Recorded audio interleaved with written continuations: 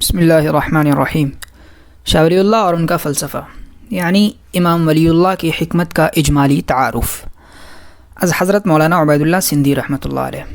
ترتیب و تدوین پروفیسر محمد سرور سابق، استاذ جامعہ ملیہ اسلامیہ دہلی، مطبع سندھ ساگر اکیڈمی لاہور۔ پیش لفظ حضرت مولانا عبید اللہ سندھی کا یہ مقالہ امام ولی اللہ کی حکمت کا اجمالی تعارف کے نام سے رسالہ الفرقان بریلی میں شائع ہوا تھا۔ حضرت مولانا نے اس مقالے کو املا فرمایا اور مولانا نور الحق صاحب Alvi, professor oriental college Lahore نے اسے قلم بند کیا۔ پھر جہاں جہاں حوالوں اور سنین وفات کے تعین کی ضرورت تھی، مولانا نور الحق صاحب نے اصل مقالے میں ان کا بھی اضافہ فرمایا۔ اس سلسلے میں مولانا موصوف کو جو محنت کرنی پڑی اس کا ذکر کرتے ہوئے وہ فرماتے ہیں، حوالہ جات اور وفیات کی تفتیش و تحقیق میں بہت وقت لگا۔ ایک ایک حوالے کے لیے بسا اوقات پوری کتاب پڑھنی پڑی۔ وفیات کی تلاش میں بھی کافی محنت صرف ہوئی، لیکن یہ ضروری تھا کیونکہ وفیات کے تعین سے ہر تحریک کا دور متعین ہوتا ہے۔ حضرت مولانا سندھی نے اس مقالے میں حضرت امام ولی اللہ کی حکمت کا تعارف کرایا ہے۔ اس سے کوئی شخص انکار نہیں کر سکتا کہ ولی اللہ حکمت کے معارف کو سمجھنے اور سمجھانے میں جو شغف حضرت مولانا کو رہا ہے، اس ضمن میں جس قدر تحقیق و کاوش آپ نے فرمائی اور اپنی عمر کا ایک طویل زمانہ اس کام میں صرف کیا، اس کی ہندوستان میں کوئی نظیر نہیں مل سکتی۔ اس مقالے کے سلسلے میں مدیر الفرقان نے حضرت مولانا کے متعلق لکھا تھا، چند مقامات میں تعبیر کی غرابت و نکارت اور ایک آدھ جگہ مولانا کی منفردانہ رائے سے قطع نظر یہ مقالہ شاہ صاحب کی حکمت کا اجمالی تعارف ہی نہیں بلکہ فی الحقیقت آپ کے علمی کام یعنی تجدید فی العلوم الشرعیہ سے واقفیت اور اعلیٰ وجہ البصیرت واقفیت کے لیے اس میں کافی سامان ہے، اور ولی اللہ علوم و معارف کے لیے بجا طور پر اس مقالے کو بنیادی لٹریچر قرار دیا جا سکتا ہے۔ نیز اس کے مطالعے کے بعد ہی اندازہ کیا جا سکتا ہے کہ ولی اللہ حکمت پر مولانا کی نظر کس قدر گہری ہے اور شاہ صاحب کے علوم و معارف کا انہوں نے کس قدر عمیق مطالعہ فرمایا ہے۔ مولانا سید سلیمان ندوی نے مولانا کے اس مقالے کو پڑھ کر مدیر الفرقان کو لکھا تھا کہ مولانا سندھی کے مضمون کو میں نے بغور پڑھا اور اس یقین کے ساتھ ختم کیا کہ بے شک مولانا کی نظر حضرت شاہ صاحب کے فلسفے اور نظریات پر نہایت وسیع اور عمیق ہے۔ یہ مقالہ موضوع کے اعتبار سے تو عمیق تھا ہی، لیکن چونکہ اس میں حضرت مولانا سندھی نے صرف علماء اور طبقہ خواص کو مخاطب کیا تھا، اس لیے مقالے کی زبان، انداز بیان اور مضامین کی ترتیب بھی قدر مغلق تھی۔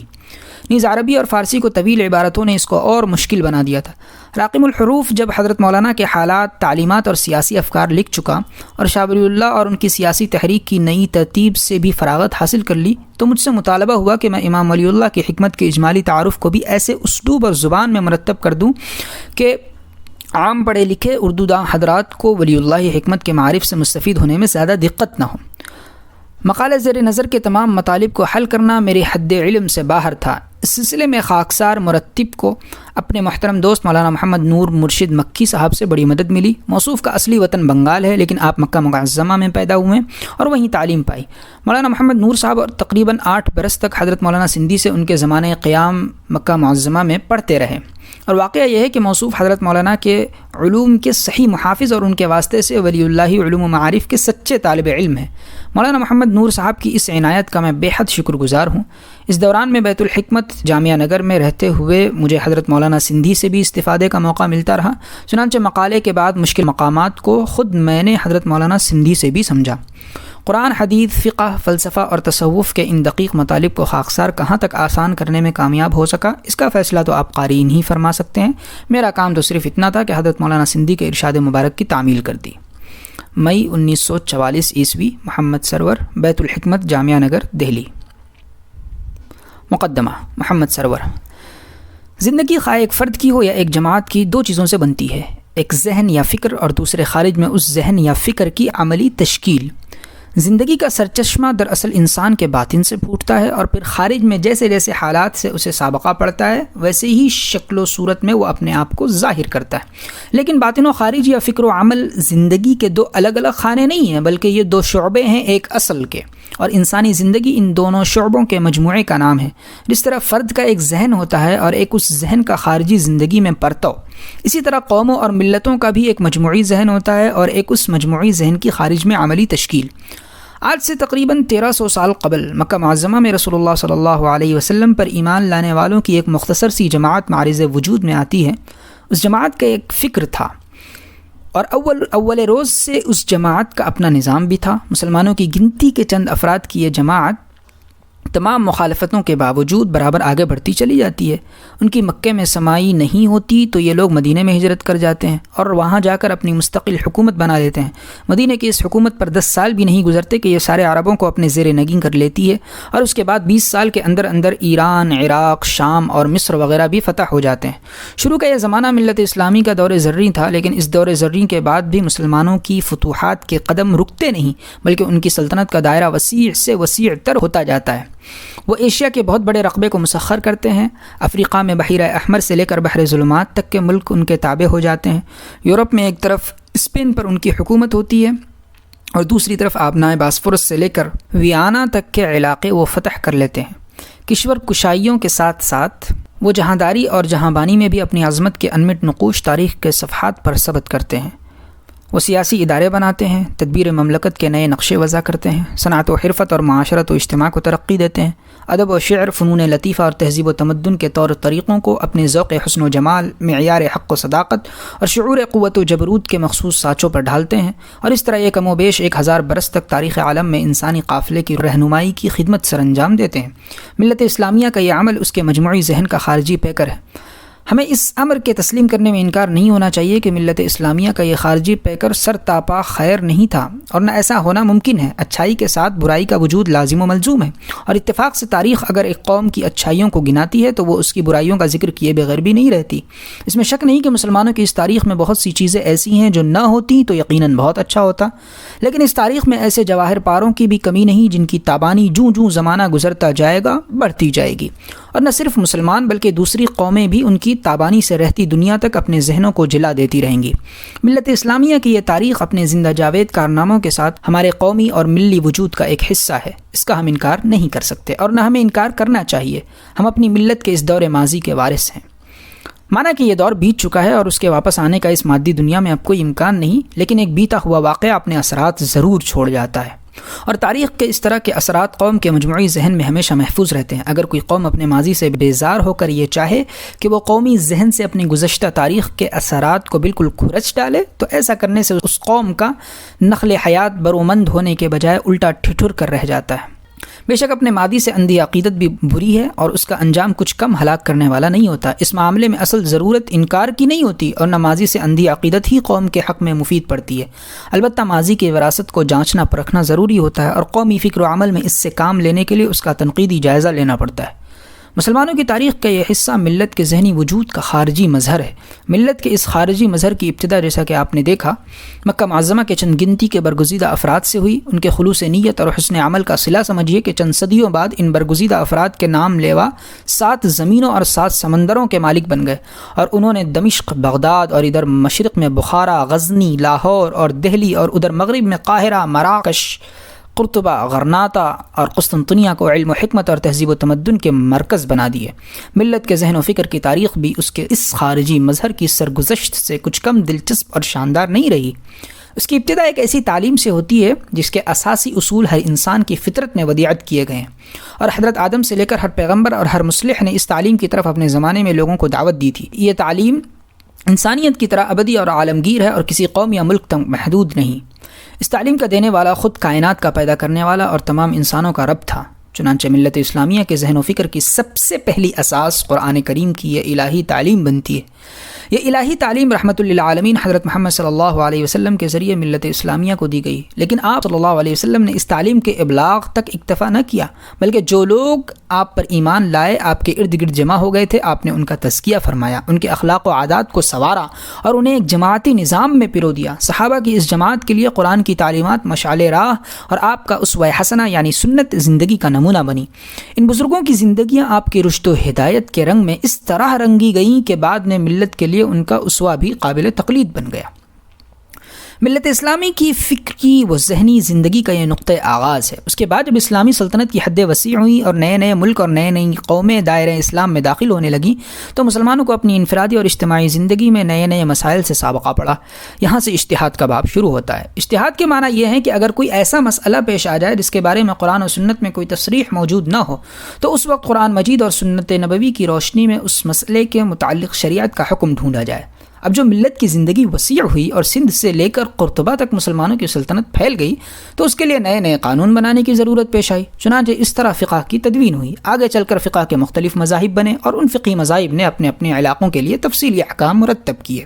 قرآن حدیث اور فقہ کے بعد مسلمانوں میں اور علوم بھی رائج ہوئے اور خود قرآن حدیث اور فقہ کی تفسیر، تعبیر اور تشریح میں بھی نت نئے شعبے بنتے چلے گئے۔ قرآن کی مختلف تفسیریں لکھی گئیں، حدیث کی روایت کے مجموعے مرتب ہوئے اور فقہ میں اور توسیع کی گئی۔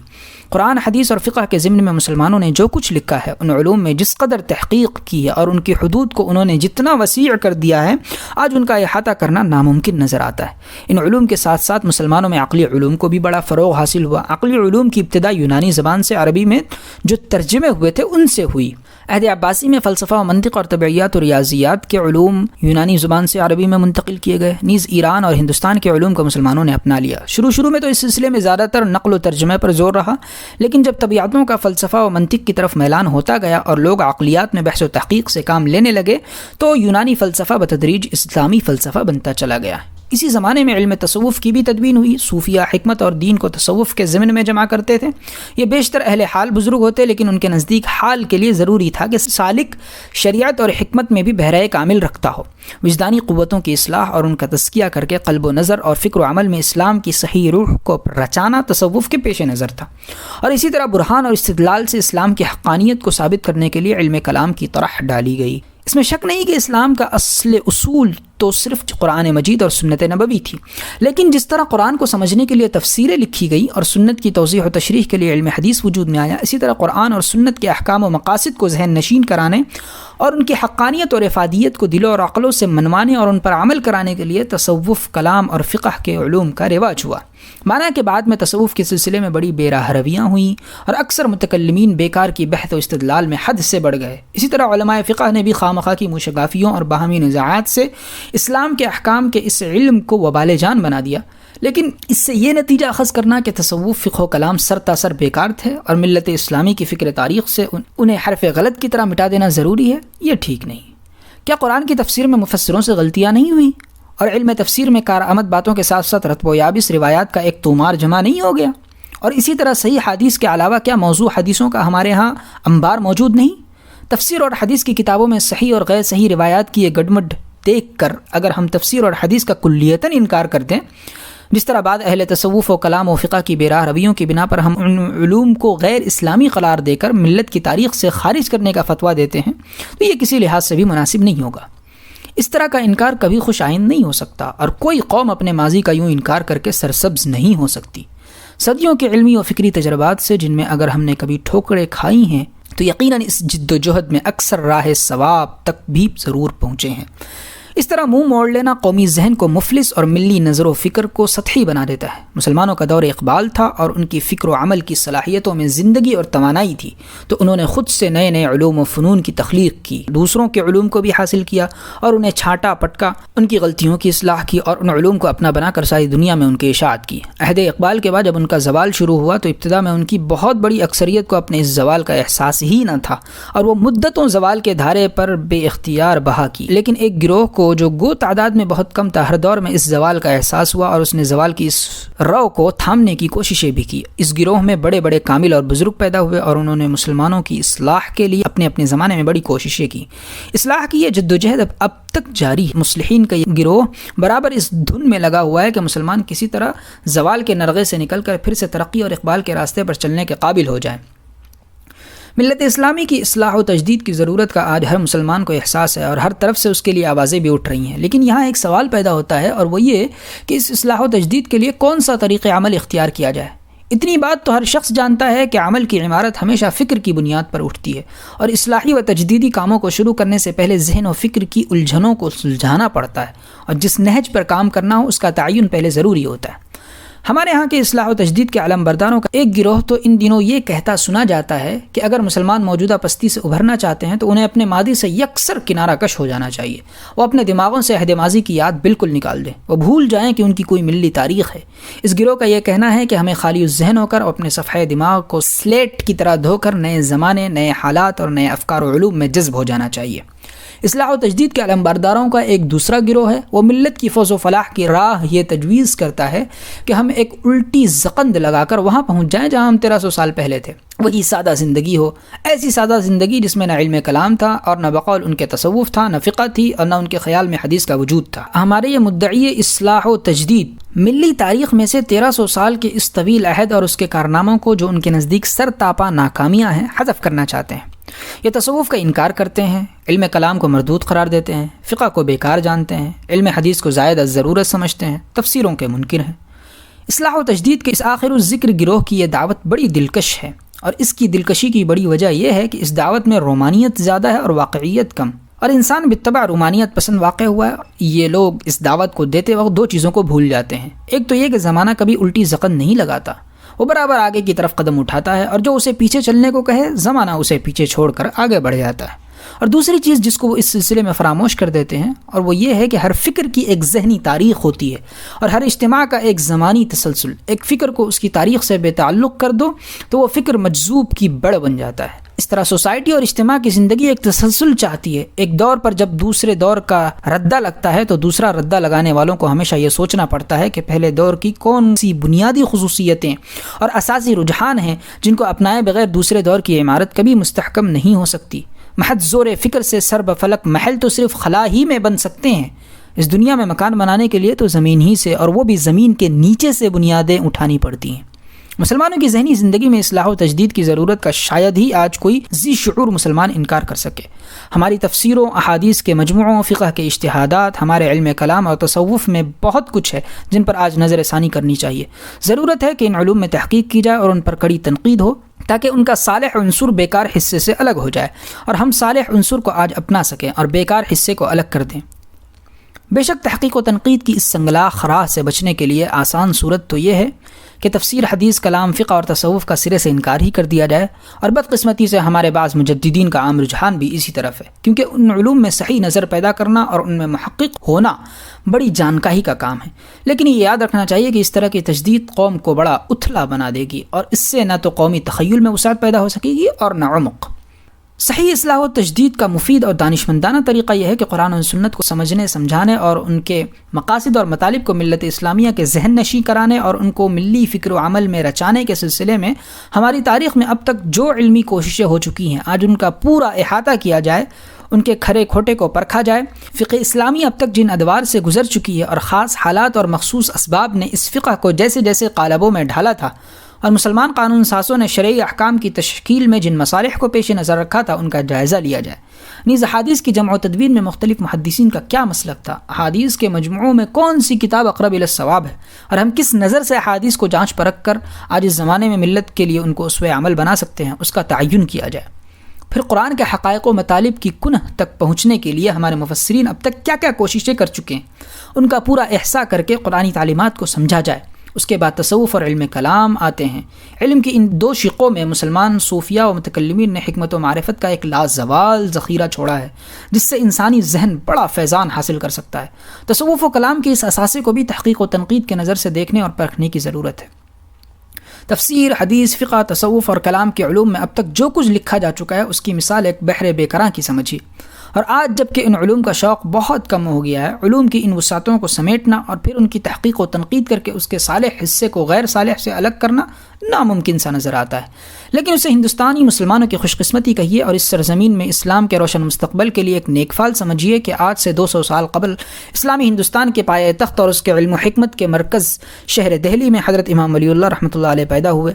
آپ نے تفسیر، حدیث، فقہ، تصوف اور کلام کے بے پایاں علوم و معارف کا نہ صرف احاطہ کیا بلکہ ملت اسلامیہ کی تمام فکری، علمی اور سیاسی تحریکوں کے تاریخی ادوار کا جائزہ بھی لیا اور ان کی پوری تحقیق کی، ان کو اچھی طرح چھانا پھٹکا اور بعد میں آنے والی نسلوں کے لیے تفسیر، حدیث، فقہ، تصوف اور کلام کے علوم و فنون کا جو لب لباب اور حاصل متاع تھا اسے اپنی تصنیفات میں مرتب فرما دیا۔ حضرت امام ولی اللہ محض پہلوں کے علوم کے ناقد، جامع اور محافظ نہ تھے، وہ خود بہت بڑے شارح قرآن تھے، ایک بے نظیر محدث تھے، فقہ میں مجتہد تھے، اور تصوف میں ایک کامل عارف، اور علم کلام میں ایک محقق فلسفی اور حکیم۔ مولانا عبید اللہ سندھی نے امام ولی اللہ کی علوم شرعی میں تحقیق و تنقید، نیز ان کی عام حکمت و معرفت اور ملت اسلامیہ کی اصلاح و تجدید کے سلسلے میں ان کے جو افکار و نظریات تھے، آئندہ صفحات میں ان کا تعارف کرایا ہے۔ امام ولی اللہ نے ملت اسلامیہ کے پہلے کے تمام علمی و فکری سرمایے کو جانچنے پرکھنے کے بعد اس کو ایک منقح شکل دی اور اسے ملت کی اصلاح و تجدید کی اساس بنایا۔ مولانا عبید اللہ صاحب سندھی نے اپنی ساری زندگی حضرت امام ولی اللہ کے علوم، ان کی حکمت، نیز ان کی بنیادوں پر اصلاح و تجدید کی جو تحریک شروع کی گئی تھی ان کے مطالعے اور تحقیق میں گزاری ہے۔ چنانچہ آج اس زمانے میں امام ولی اللہ کی حکمت کا تعارف کرانے کا حق صحیح معنوں میں اگر کسی عالم اور محقق کو ہو سکتا ہے تو وہ صرف مولانا عبید اللہ سندھی کی ذات ہے۔ باب اول، تحصیلی ملکات، تشریح۔ شاہ ولی اللہ دہلوی کی حکمت کو سمجھنے کے لیے ضروری ہے کہ ان کا علمی پس منظر ہمارے سامنے ہو۔ نیز تعلیم و مطالعے کے ذریعے شاہ صاحب نے جو تحصیلی ملکات، ملکہ کی جمع ہے، بہم کیے تھے، ان سے ہم واقف ہوں۔ لیکن ان تحصیلی ملکات کی تشریح سے پہلے ضروری ہے کہ شاہ صاحب کے مشائخ اور اساتذہ کا اجمالی تذکرہ کر دیا جائے جن کے فیض صحبت نے ان کے ذہن کو جلا بخشی۔ تحصیلی ملکات سے ہماری مراد ہے عربی زبان کا سیکھنا، منطق کی اصطلاحات کا استعمال کرنا، اس وقت کی سوسائٹی کے مروجہ قانون یعنی فقہ حنفی کے متون و شروح کا پڑھنا، اس قانون کے عقلی نظام یعنی اصول فقہ کا سمجھنا، متکلمین کے مختلف اسکول اور ان کی ایک دوسرے پر ترجیح اور تقدیم سے شناسہ ہونا، اس کے بعد کائنات کے حقائق پر ذہن میں کسی قسم کا الجھاؤ رکھے بغیر غور کرنا اور اس سے جو اطمینان حاصل ہو اس پر بھروسہ کرنا، یہ سب علوم و فنون تحصیلی ملکات کا ذریعہ ہیں۔ اس وقت ہم ان ملکات کی آخری شق پر سب سے پہلے بحث کرتے ہیں۔ فلسفہ وحدت الوجود۔ کائنات کا یہ معمہ کیا ہے اور ہمارے گرد و پیش کی یہ دنیا کس طرح ظہور پذیر ہوئی؟ ان حقائق پر آزاد ذہن کے ساتھ کھلے بندوں غور و فکر کرنا اور ان کو سمجھنا وجود اصلی کی حقیقت اور اس کے تنزلات کا فلسفہ کہلاتا ہے۔ متاخرین صوفیہ میں سے حضرت شیخ اکبر محی الدین ابن عربی متوفی 638 ہجری اس فن کے امام تھے۔ شاہ ولی اللہ کی تربیت کرنے والوں میں سب سے پہلے آپ کے والد شاہ عبد الرحیم متوفی 1131 ہجری ہیں۔ موصوف ابن عربی کے اس فلسفے کے بڑے ماہر استاذ تھے۔ شاہ عبد الرحیم اپنے بھائی شیخ ابو الرضا محمد متوفی 1101 ہجری کے شاگرد ہیں۔ شیخ ابو الرضا مذکورہ بالا فلسفے میں ایک مستقل امام کا درجہ رکھتے ہیں، چنانچہ شاہ صاحب کو اپنے والد اور چچا سے خاندانی خصوصیات کے ضمن میں یہ فلسفیانہ طرز فکر وراثت میں ملتا ہے اور بلا قصد اس فکر کے زیر اثر آپ کے ذہن کی تکمیل ہوتی ہے۔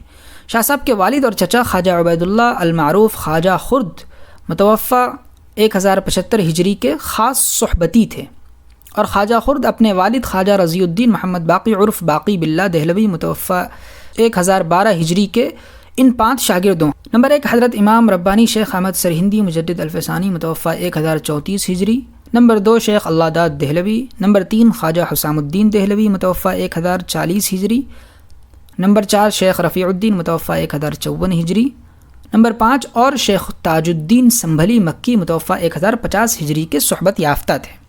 خواجہ باقی باللہ دہلوی نظریہ وحدت الوجود کے بہت بڑے امام تھے۔ ان کی امامت اشراقی طرز کی ہے۔ حاشیہ: اشراقی طرز فکر میں وجدان پر زیادہ زور دیا جاتا ہے اور ان کے خلاف مشائی فلسفے والے عقل اور استدلال پر زیادہ زور دیتے ہیں۔ وحدت الوجود کے مقابلے میں وحدت الشہود کا اسکول امام ربانی شیخ احمد سرہندی مجدد الفسانی نے مرتب کیا تھا۔ گو خواجہ خرد اور شاہ ولی اللہ صاحب کے والد اور چچا امام ربانی سے پوری طرح مستفید ہوئے، مگر ان کا میلان فکر وحدت الوجود کی طرف رہا۔ امام ولی اللہ نے اپنی کتاب انفاس العارفین میں اپنے والد اور چچا کے مقالات اور مقامات اس طرح ذکر کیے ہیں کہ ان سے شرائع الہی اور نظریہ وحدت الوجود میں پوری تطبیق ہو جاتی ہے۔ ان دونوں بھائیوں کے مخصوص افکار اور نظریات کا ماحصل اور لب لباب یہ تھا کہ ایک ایسی شاہراہ فکر کی طرح ڈالی جائے جس پر مسلمان فلاسفر یعنی صوفیہ متکلمین اور فقہا ساتھ ساتھ چل سکیں۔ کشف یعنی وجدان اور عقل و نقل کو الگ الگ اپنے اپنے لیے مشعل راہ بنانے اور صرف ایک ایک میں خصوصی مہارت پیدا کرنے کی وجہ سے اہل علم جدا جدا فرقوں میں بٹ گئے تھے۔ شاہ صاحب کے والد اور چچا کی کوشش یہ تھی کہ ان فرقوں کا آپس کا افتراق اور اختلاف مٹ جائے اور ان گروہ بندیوں سے اسلامی ذہنیت جو زنگ آلود ہو رہی تھی وہ پھر نکھر کر اپنے جوہر دکھا سکے۔ شاہ ولی اللہ کی فکری صلاحیتوں کا کمال یہ ہے کہ وہ وحدت الوجود کے اس فلسفے کو شرائع الہیہ کی تشریح و تفصیل میں استعمال کرنے میں کامیاب ہوئے۔ چشتی طریقے میں حضرت شیخ عبدالعزیز دہلوی البحر المواج عرف شکربار متوفہ 975 ہجری ایک بہت بڑے عالم، عارف اور متشرع بزرگ گزرے ہیں۔ آپ کی تصنیفات میں سے ایک رسالہ عینیہ ہے جو موصوف نے شیخ امام پانی پتی کے رسالہ غیریہ کے جواب میں لکھا تھا، اور اس میں آپ نے وحدت الوجود کے بعض عمیق مسائل کو اپنے کشفی رنگ میں پیش فرمایا ہے۔ حضرت شیخ عبدالعزیز البحر المواج کے والد شیخ حسن بن طاہر متوفہ 909 ہجری سلطان سکندر لودھی کے زمانے میں دہلی آبسے تھے۔ آپ کے پوتے شیخ رفیع الدین بن قطب العالم بن عبدالعزیز ہیں جو خواجہ باقی باللہ کے خواص اصحاب میں سے تھے۔ شیخ رفیع الدین شاہ عبد الرحیم کے نانا ہیں اور ان سے اویسی طریقے پر شاہ عبد الرحیم کو فیض پہنچا۔ بیان کیا رہتا ہے کہ شاہ عبد الرحیم کی پیدائش سے 2 سال پیشتر آپ شاہ عبد الرحیم کی خلافت کی سند لکھ کر ان کی والدہ کو دے گئے تھے۔ مشہور ہے کہ جس طرح مغلیہ خاندان میں سلطنت سلسلہ بہ سلسلہ چلتی رہی، اسی طرح شیخ عبدالعزیز کی اولاد میں شاہ ولی اللہ تک، اور شاہ ولی اللہ سے ان کی اولاد تک جو سراج الدین بہادر شاہ ثانی کے زمانے تک رہی، علم عرفان کا یہ سلسلہ جاری رہا۔ حاشیہ: شیخ عبدالعزیز البحر المواج کا لقب شکربار ہم نے شاہ عبدالعزیز دہلوی کے ملفوظات سے نقل کیا ہے۔ حضرت اویس قرنی کے متعلق بیان کیا جاتا ہے کہ آپ رسول اللہ صلی اللہ علیہ وسلم کے زمانے میں موجود تھے، لیکن ان سے ملاقات نہیں کر سکے، اور اس کے باوجود آپ نے رسول اکرم صلی اللہ علیہ وسلم کی ذات اقدس سے فیض حاصل کیا، اور قرب مکانی کے بغیر حضور صلی اللہ علیہ وسلم سے آپ کو روحانی اتصال پیدا ہوا۔ چنانچہ اویسی طریقے کا مطلب یہ ہے کہ کسی مقتدر بزرگ سے ملے بغیر اس کی ذات سے اخذ فیض کیا جائے۔ حکمت عملی: شاہ عبد الرحیم کے ایک استاذ میر محمد زاہد ہروی متوفہ 1111 ہجری ہیں۔ میر محمد زاہد کے متعلق انفاس العارفین اور مآثر الکرام میں لکھا ہے کہ موصوف نے اپنے والد بزرگوار اور بعض دوسرے مشہور روزگار اساتذہ سے پڑھا اور اپنی قوت ادراک کی وجہ سے استادوں سے بازی لے گئے۔ آپ 17 سال کے تھے کہ تمام علوم سے فراغت پائی۔ جودت ذہن اور استقامت فکر میں آپ کی شخصیت بے نظیر تھی۔ رمضان 1064 ہجری میں میر زاہد کو کابل میں واقعہ نویسی کی خدمت سپرد ہوئی۔ یہ شاہ جہاں کے زمانے کا واقعہ ہے۔ اورنگزیب عالمگیر کو تخت سلطنت پر بیٹھے 8 برس گزرے تھے کہ میر زاہد کو بادشاہی لشکر گاہ کا محتسب مقرر کیا گیا۔ کچھ عرصے بعد آپ کو کابل کی صدارت کا منصب ملا، اور اس طرح موصوف کو اپنے وطن مالوف یعنی کابل میں اطمینان سے بیٹھنے کا موقع مل گیا۔ میر زاہد کی ذات سے 4 سوئے عالم میں علم کی نشر و اشاعت ہوئی۔ موصوف صوفیائے باصفا کا مشرب رکھتے تھے، اور آپ ایک بزرگ صوفی کے صحبت یافتہ بھی تھے۔ شاہ ولی اللہ انفاس العارفین میں لکھتے ہیں کہ میر زاہد کی تصانیف کے چند نکات میرے ذہن پر نقش ہو چکے ہیں، اور ان میں ایک نقطہ وہ ہے جو میر موصوف نے وجود اور اس کی وحدت کے متعلق لکھا ہے۔ میر محمد زاہد کا سلسلہ تلمس شیخ محقق جلال الدین دوانی متوفہ 928 ہجری پر ختم ہوتا ہے۔ سلطان محمد خان فاتح نے قسطنطنیہ پر قبضہ کرنے کے بعد جب یورپین اقوام کو اسلام سے آشنا کرنا ضروری سمجھا تو موصوف نے اہل عصر علماء کو شریعت اسلام اور حکمت و فلسفہ کی تطبیق پر متوجہ کیا۔ حاشیہ: 1454 عیسوی بمطابق 854 ہجری میں سلطان محمد خان فاتح نے جب قسطنطنیہ فتح کیا تو اس کی حکومت کا عیسائی علماء اور حکماء سے اختلاط اور ارتباط پڑا۔ سلطان نے خاص طور پر اہل علم کو متنبہ کیا کہ یونانی فلسفیوں کے مختلف اسکولوں سے صحیح واقفیت پیدا کریں۔ نیز حکمائے اسلام نے جس قدر علم حقائق مدون کیا ہے اس بارے میں ان کی تحقیقات اور نظریات کو فلسفیانہ اسلوب میں مرتب کیا۔ خواجہ زادہ متوفہ 893 ہجری، عبد الرحمن جامی متوفہ 898 ہجری، جلال الدین دوانی متوفہ 928 ہجری کی تصانیف اس کی شاہد عادل ہیں، اور ان سب میں یہی رجحان فکر نمایاں نظر آتا ہے۔ علامہ مصلح الدین مصطفیٰ بن یوسف الحنفی معروف بخواجہ زادہ نے جو سلطان محمد خان فاتح کے استاد اور قسطنطنیہ کے سرکاری کالج کے مدرس تھے، سلطان کے ارشاد پر اسی سلسلے میں تحافت الفلاسفہ لکھی کتاب۔ ان علماء میں سے ایک محقق دوانی ہیں۔ اس زمانے میں حکمت عملی پر اکثر افاضل زیادہ توجہ نہیں کرتے تھے، مگر شیخ جلال الدین دوانی نے محقق نصیر الدین طوسی متوفہ 672 ہجری کے بعد اخلاق جلالی نام کی کتاب لکھ کر اس فن کو زندہ کر دیا۔ حاشیہ: ابو عبداللہ نصیر الدین محمد بن محمد حسن المعروف بنصیر الدین طوسی علم و حکمت میں سرتاج زمانہ تھے۔ موصوف کو ہلاکو کے دربار میں بڑا تقرب حاصل تھا اور وہ اس کے وزیر بھی تھے۔ ابن قیم نے نصیر الدین طوسی کو بہت برا بھلا کہا ہے۔ ان کو برا بھلا کہنے کی ایک وجہ تو یہ تھی کہ وہ فلسفہ و حکمت کی نشر و اشاعت میں کوشاں تھے، اور دوسری وجہ یہ تھی کہ وہ شیعوں میں صاحب ریاست کی حیثیت رکھتے تھے۔ کتاب۔ شاہ ولی اللہ کے والد محترم شاہ عبد الرحیم نے اپنے صاحبزادے کو اسی حکمت عملی سکھانے میں خصوصی توجہ برتی۔ شاہ ولی اللہ نے اس کا ذکر انفاس العارفین میں اور جزو لطیف میں کیا ہے۔ شاہ عبد الرحیم قدس سرہ کا یہ رجحان فکر کہ وہ حکمت عملی سکھانے پر خاص زور دیتے تھے غیر معمولی طور پر قابل احترام ہے۔ اس وقت حالت یہ تھی کہ عام متکلمین نے ارسطو کی نظر حکمت کو اپنا مطمح نظر بنا لیا تھا اور ان کا سارا زور قیاس آرائیوں اور استدلالی بحثوں پر صرف ہوتا تھا۔ وہ عملی زندگی کی ضرورتوں سے بے خبر تھے اور حکمت عملی سے کوئی سروکار نہیں رکھتے تھے۔ لازمی طور پر اس کا یہ نتیجہ نکلا کہ علم کلام میں دلچسپی لینے والے فقہاء اور متکلمین قومی زندگی کی ضروریات میں تدبر اور تفکر سے محروم ہو گئے۔ شاہ ولی اللہ اپنے والد بزرگوار کے مذکورہ بالا رجحان فکر کا ذکر کرتے ہوئے لکھتے ہیں، حضرت شجاعت، فراست، کفایت، غیرت وغیرہ اخلاق سلیمہ میں درجہ کمال پر تھے۔ نیز دینی اور مابعد طبیعیاتی علوم میں درک کامل رکھنے کے ساتھ آپ عقل معاشی سے بھی، جس کے ذریعے انسانی زندگی کی معاشی اور اجتماعی ضرورتوں کو سمجھتا ہے، پورے طور پر بہراور تھے۔ آپ اپنی مجلس میں اکثر حکمت عملی اور کاروباری زندگی کے معاملات کے آداب کی تعلیم دیا کرتے تھے۔ یہ تھی فکری بنیاد جو شاہ ولی اللہ کو اپنے والد سے اس ضمن میں ورثے میں ملی اور آپ نے اس پر ایک عظیم الشان عمارت کھڑی کر دی۔ چنانچہ شاہ ولی اللہ صاحب اپنے حالات میں جہاں دوسرے انعامات الہیہ کا ذکر کرتے ہیں، وہاں یہ بھی لکھتے ہیں کہ حکمت عملی جس پر اس عہد میں خیر و برکت کا انحصار ہے، کارساز قدرت نے مجھے اس کا وافر حصہ عطا فرمایا اور اس امر کی توفیق دی کہ میں کتاب و سنت اور صحابہ کے آثار کی روشنی میں حکمت عملی کے اصول و ضوابط کو مدون کر دوں۔ شاہ ولی اللہ کی شرح آفاق تصنیف حجت اللہ البالغہ کو اگر غور سے پڑھا جائے تو اس میں ایک امتیازی وصف یہ بھی نظر آتا ہے کہ جہاں وہ رفاع عام کے اداروں یعنی ارتفاقات کا ذکر کرتے ہیں، وہاں حکمت عملی کو پیش نظر رکھتے ہوئے تمام احادیث کو انہی ابواب پر تقسیم کر دیتے ہیں اور پھر خاص موقعوں پر حدیث کے ذیل میں حکمت عملی کا کوئی نہ کوئی نقطہ ذکر کرتے جاتے ہیں۔ شاہ صاحب کی جملہ تصانیف میں آپ دیکھیں گے کہ سب سے پہلے وہ عبادات کے 4 ابتدائی ارکان کا ذکر کرتے ہیں، اس کے بعد وہ حکمت عملی کے اصولوں پر اپنے موضوع اور مطالب کو مختلف ابواب پر ترتیب دیتے ہیں۔ ہمارے نزدیک دین اور دنیا دونوں کو اس نظر سے دیکھنے اور زندگی میں حکمت عملی کی غیر معمولی اہمیت کے احساس ہی کا نتیجہ ہے کہ شاہ صاحب حسن و قبح یعنی بر اور اثم کی حقیقت کو لفظی گورکھ دھندوں سے الگ کر کے ہر طالب حق کے لیے صاف اور واضح طور پر پیش کر سکے۔ حسن و قبح کے معاملے میں شاہ ولی اللہ صاحب کی تحقیقات کا خلاصہ یہ ہے کہ کسی چیز کو اچھا کہنے کا مطلب یہ ہے کہ اس کے نوعی خواص اس میں بدرجہ کمال پائے جاتے ہوں۔ مثلا ایک گدھے کو ہم اچھا کہیں گے تو مطلب یہ ہوگا کہ بحیثیت ایک گدھا ہونے کے جو لوازم ضروری ہیں وہ اس میں پورے موجود ہیں، یہ نہیں کہ وہ مثلا ایک انسان سے بھی بڑھ کر ہے۔ اسی طرح اگر ہم ایک پودے کو یا ایک انسانی جماعت کو اچھا کہیں گے تو اس کے نوعی خواص کے اعتبار سے اس کو جانچیں گے اور اس کی حیثیت کا تعین کریں گے۔ چنانچہ ایک انسان کو اچھا کہنے کا مطلب یہ ہوگا کہ اس میں انسانیت کے نوعی خواص ایک حد کمال تک پائے جاتے ہیں۔ اب جو کسی شخص میں یہ اوصاف کم درجے کے ہوں گے اسی حساب سے اس کی اچھائی میں نقص پیدا ہوتا جائے گا۔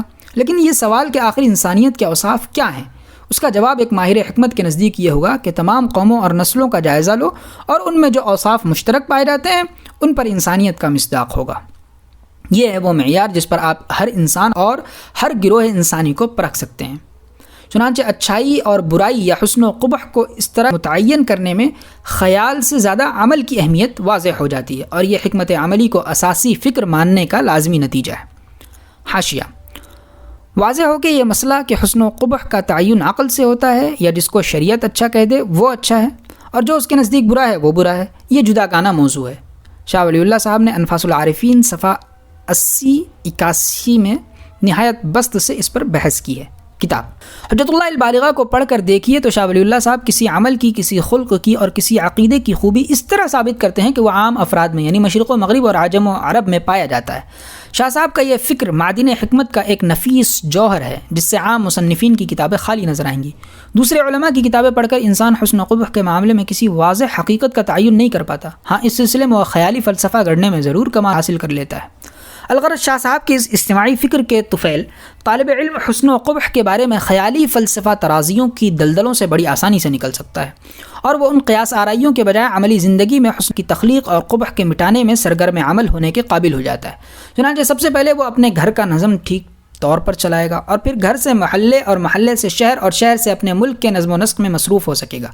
شاہ ولی اللہ صاحب کی اسی اجتماعی فکر کے ذریعے ایک عالم یہ سمجھ سکتا ہے کہ اسلام کے پیش نظر ایک فرد کو بر یعنی نیکی کا حکم دینے اور اثم یعنی بدی سے روکنے یا دوسرے لفظوں میں حسن کی ترغیب اور قبح سے بچنے کی تعلیم سے دراصل مقصد یہ تھا کہ یہ فرد سب سے پہلے اپنی زندگی کو سنوارے، اس میں حسن پیدا کرے، پھر یہ اپنے گھر کو ٹھیک کرے، گھر سے محلے کی اصلاح کی طرف متوجہ ہو اور محلے سے شہر اور شہر سے اپنے ملک اور اپنے ملک سے تمام انسانیت اور کل دنیا کی اصلاح اور بہتری کا عزم کرے۔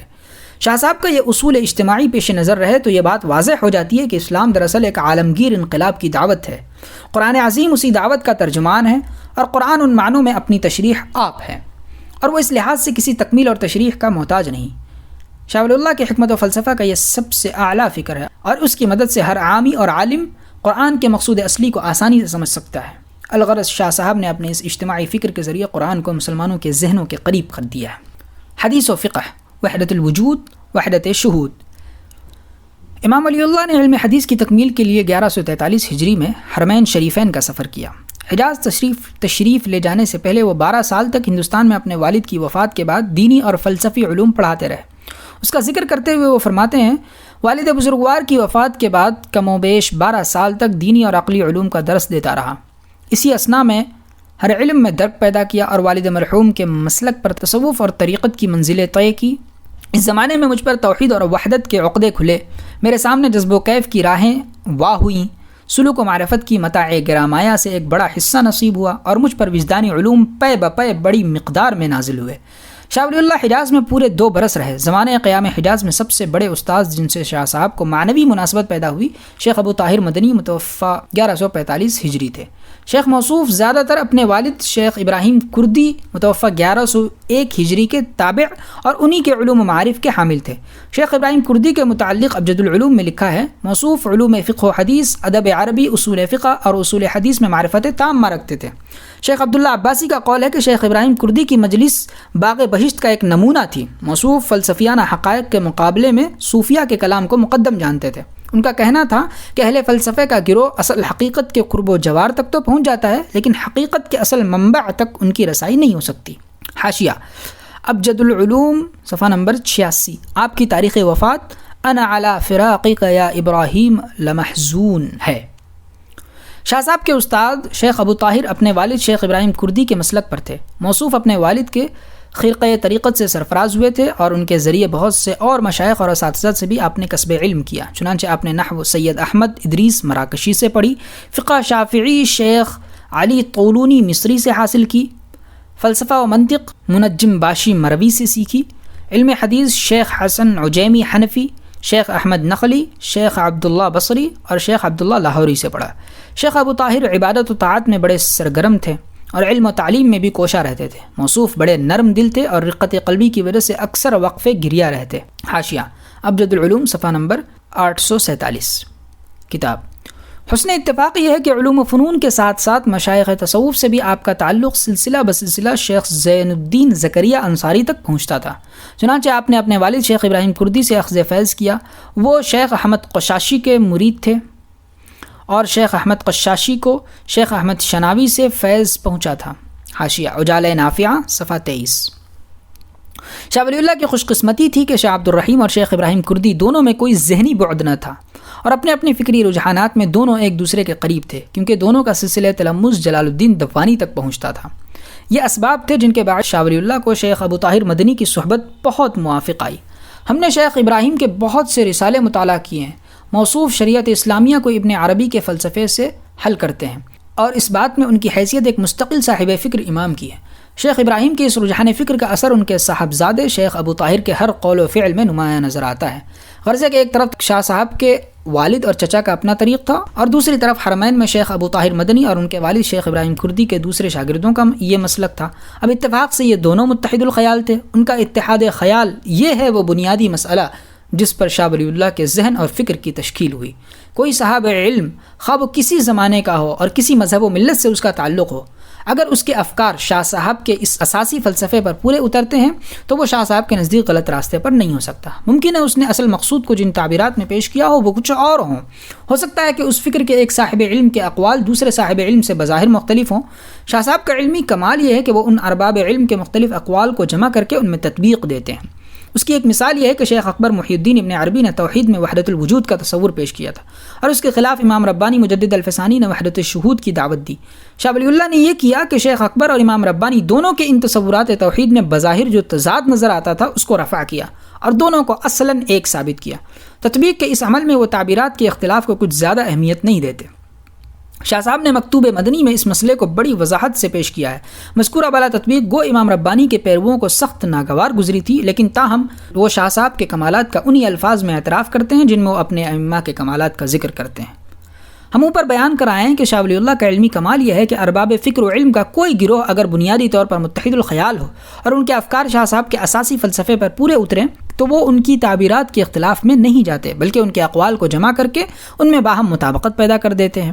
شاہ صاحب کے اس علمی کمال کی ایک مثال تو وحدت وجود اور وحدت شہود کے تطابق کے ضمن میں گزر چکی ہے۔ اس کی دوسری مثال فقہ میں حنفی اور شافعی اختلاف کو دور کرنا ہے۔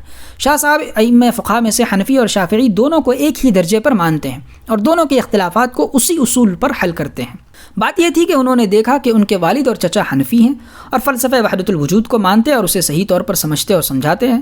نیز انہوں نے دیکھا تھا کہ شیخ ابراہیم کردی اور ان کے صاحبزادے شیخ ابو طاہر مدنی فقہ میں شافعی مذہب رکھتے ہیں اور وحدت الوجود کو مانتے ہیں۔ اس سے ان پر یہ حقیقت واضح ہو گئی کہ جہاں تک حقیقت شناسی کا تعلق ہے فقہ حنفی اور فقہ شافعی میں کوئی فرق نہیں ہونا چاہیے۔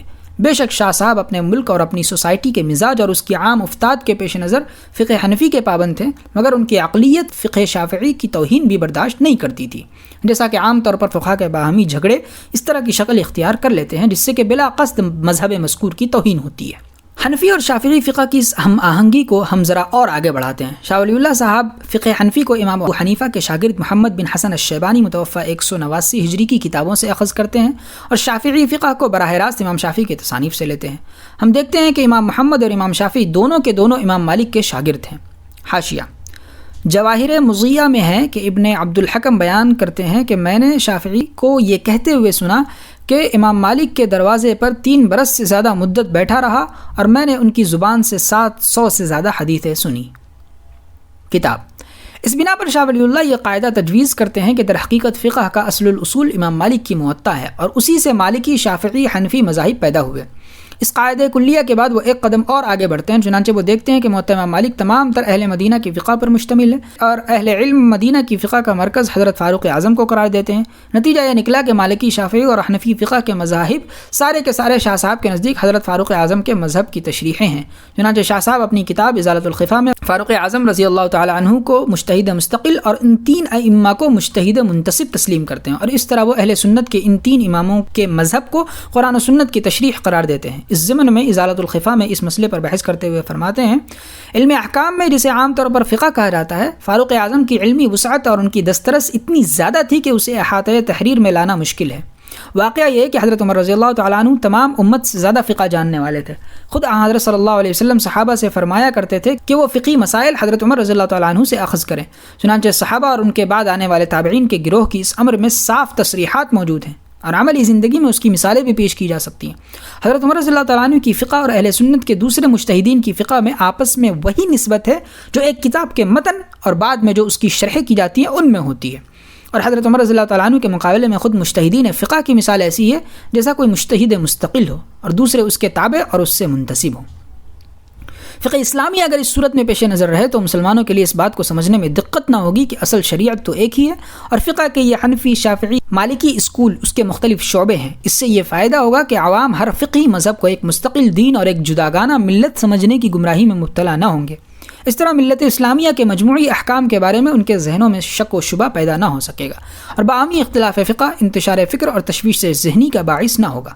یہ مسائل اس رنگ میں متقدمین کی کتابوں میں ہمیں کہیں نظر نہیں آئے اور ہماری رائے میں شاہ ولی اللہ کا یہ طرز فکر اور علمی کمال نتیجہ ہے اس تربیت کا جو انہیں اپنے والد اور چچا کے افکار و تعلیمات سے ہندوستان میں ملی اور بعد میں حجاز میں شیخ ابو طاہر مدنی کے فیض صحبت سے ان کی اس ذہنی تربیت کو اور جلا نصیب ہوئی۔ باب دوم تکمیلی ملکات۔ تکمیلی ملکات سے مراد شاہ ولی اللہ صاحب نے اپنے مشائخ و اساتذہ سے جو کچھ حاصل کیا اور جس علمی اور فکری ماحول میں آپ کی ذہنی تربیت ہوئی اس کا ذکر تحصیلی ملکات کے ضمن میں ہو چکا ہے۔ یہاں ہم شاہ صاحب کے تکمیلی ملکات سے بحث کرتے ہیں۔ تکمیلی ملکات سے ہماری مراد یہ ہے: الف تعلیم و تدریس اور مطالعہ و تجربے سے دماغ میں جو معلومات جمع ہوں ان میں عقل و خرد کی مدد سے اس طرح ترتیب دینا کہ ان میں کسی قسم کا باہمی تضاد اور تزاحم نہ رہے۔ دوسرے لفظوں میں مختلف معلومات سے دماغ میں جو الجھنیں پڑ جاتی ہیں انہیں عقل کی روشنی میں اس طرح سلجھا دیا جائے کہ ذہن میں ان کی وجہ سے کوئی الجھاؤ نہ رہے۔ ذہن کی تربیت اور اس کی تہذیب کا یہ پہلا درجہ ہے۔ با ذہن کی تکمیل کا دوسرا درجہ یہ ہے کہ انسان وجدان کی وہبی قوتوں سے پوری طرح بہراور ہو، وہ ان سے اس طرح سرشار ہو جائے کہ کائنات کے جملہ اختلافات کی اصلاح کے لیے جو تدابیر الہی برسر کار ہیں ان کو وہ چشم بصیرت سے دیکھے اور ان کو کام کرتا محسوس کرے۔ لیکن اس معاملے میں ضرورت اس کی ہوتی ہے کہ انسان کی ان وجدانی قوتوں اور اس کی عقل میں تضاد اور اختلاف نہ ہو۔ وجدان کی وہبی قوتوں کا انحصار قوت عقل پر ہونا چاہیے، یعنی عقل وجدان کی حریف نہیں بلکہ اس کی مؤید اور مددگار ہو۔ غرضے کے پہلے تو تعلیم و تدریس اور مطالعہ و تجربے سے دماغ میں جو معلومات جمع ہوں ان کو عقل کی کسوٹی پر پرکھا جائے اور اس عقل کو وجدان کی آب ملے تاکہ وجدان اور عقل میں نزاع نہ رہے بلکہ عقل وجدان کی تائید اور معاونت سے کام کرے۔ اس طرح علم، عقل اور وجدان باہم ایک دوسرے کی مدد سے زندگی میں سرگرم عمل ہو سکیں گے۔ جیم، عقل اور وجدان کی قوتوں کی جب اس طرح سے تربیت اور تکمیل جائے تو پھر ان ہر دو کی مدد سے قرآن حکیم کے حقائق پر غور کرنا اور اس کی تعلیمات دنیا کی تاریخ میں جن انقلابات کا باعث بنی ہے ان کے متعلق سوچ بچار کرنا، ان کی وضاحت کرنا اور انہیں دوسروں کے سامنے پیش کرنا، پھر ان حقائق کی نشر و اشاعت اور ان کی تلقین کے لیے ایک تعلیم گاہ بنانا اور اس میں اس فکر کے ماہر علماء یعنی راسخین فی العلم تیار کرنا۔ شاہ صاحب کے تکمیلی ملکات کا ہمارے نزدیک یہ تیسرا درجہ ہے۔ راسخین فی العلم کا کام یہ ہوتا ہے کہ وہ قرآنی تعلیمات کو اس طرح پیش کریں کہ ان کے زمانے میں نیز آئندہ آنے والے دور میں قرآن کی یہ تعلیمات دوسرے مذاہب کے مقابلے میں اپنی برتری قائم رکھ سکیں۔ قرآن کی تعلیمات پر غور کرنا، ان سے زندگی کے لیے شاہراہ ہدایت ڈھونڈنا، پھر ان کی نشر و اشاعت کے لیے تعلیم گاہ بنانا اور اس میں راسخین فی العلم کی جماعت تیار کرنا، یہ پہلا میدان ہے جہاں شاہ صاحب نے اپنی عقل اور وجدان کی تکمیل شدہ قوتوں کو سب سے پہلے استعمال کیا۔ آئندہ سطور میں نہایت اختصار سے ان مباحث کا ذکر کیا جائے گا۔